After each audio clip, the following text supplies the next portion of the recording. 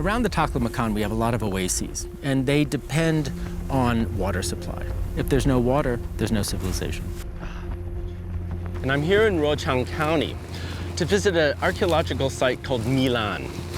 And Milan gives us an indication of the lost civilizations here in the Tarim Basin along the Taklamakan.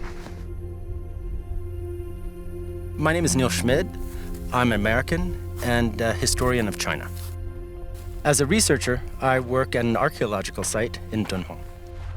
When explorers first came here in the late 1900s, able to travel by river, which starts way up in the Kunlun Mountains and flows all the way into the Taklamakan.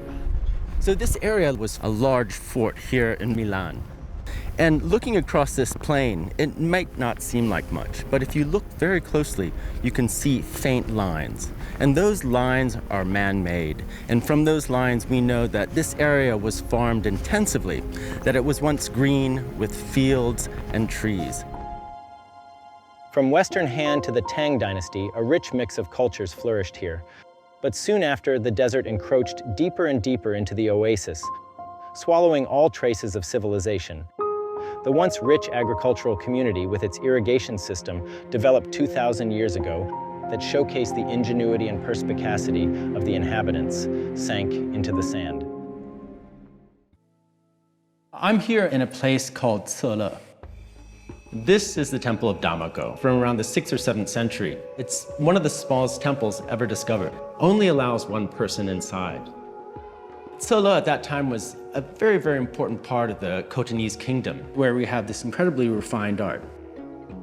Khotanese school of painting combines cultures from Western Asia, Indian culture, Chinese culture in a very unique way.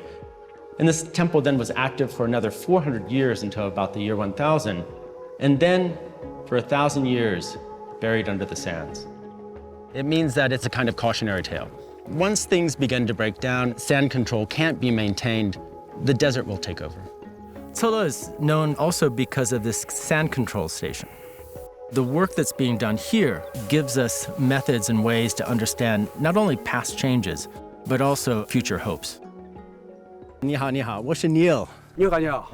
I'm here to meet Dr. Zheng Danjiang, who's been leading this sand control project in Cele for over 20 years. 好高.